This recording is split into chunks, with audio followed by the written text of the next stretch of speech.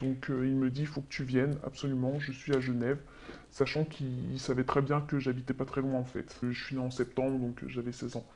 Et je me rends là-bas sereine, comme une fille qui va en fait faire écouter sa maquette radio, qui est trop contente, qui voit son... Parce que je le considérais presque comme un idole en fait. C'est à ce moment-là qu'il a trouvé le prétexte en disant, bah écoute, viens me montrer ta maquette. Euh, Jordan Ophélie, c'est comme ça que mon beau-frère s'appelle Jordan, ma sœur s'appelle Ophélie. Jordan Ophélie, si vous voulez aller au casino, faire ce que vous avez à faire, il n'y a pas de problème.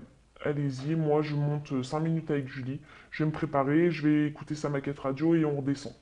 Alors moi j'étais comme une folle, je me suis dit mais il va écouter ma maquette, ça y est en fait, je vais peut-être obtenir un stage, je sais pas en fait, je sais pas ce que j'attendais réellement, je me suis dit ça va être grandiose et peut-être en fait à la fois pas du tout.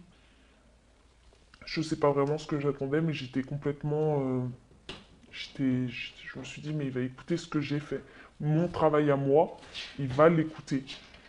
Je suis monté dans sa chambre et il me dit, assieds-toi dans le canapé, qu'est-ce que tu veux boire? Donc moi je lui dis, bah écoute, je veux bien de l'eau. Donc il me sort une vitelle de son petit, on appelle ça un mini-bar.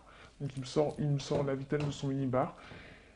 Et il me dit, bah écoute, fais-moi écouter ta maquette radio, il n'y a pas de problème. Donc je cherche comme ça, hop, et lui il s'était mis à côté de moi, donc on était sur le canapé, hein.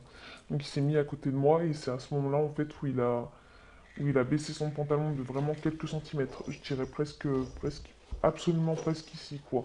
C'était pas en bas des jambes, c'était pas à mi-genou, c'était vraiment quelques centimètres ici. On pouvait apercevoir son caleçon, donc il a sorti, enfin, je vais pas faire un dessin, il a absolument tout sorti, et c'est à ce moment-là qu'il m'a dit, c'est comme ça qu'on réussit dans la radio, il faut que tu le fasses.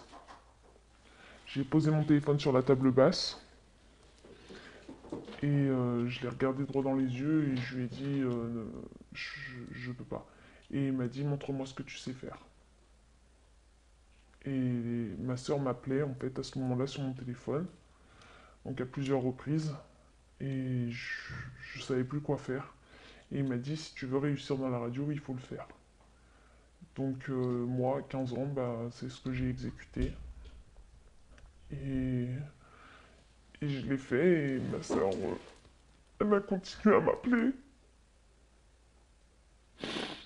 Et c'est ce qui m'a sauvé. Parce que il a arrêté, et il m'a dit, écoute, ta soeur, elle va finir par monter, on descend.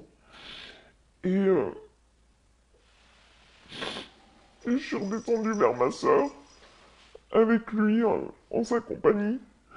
Et ma soeur, elle m'a regardé, elle a émis des doutes tout de suite. Elle m'a dit, écoute, il s'est passé un truc, Julie, t'es fermée, t'es tout ce que tu veux. Et j'ai dit, non, je te promets, il s'est rien passé.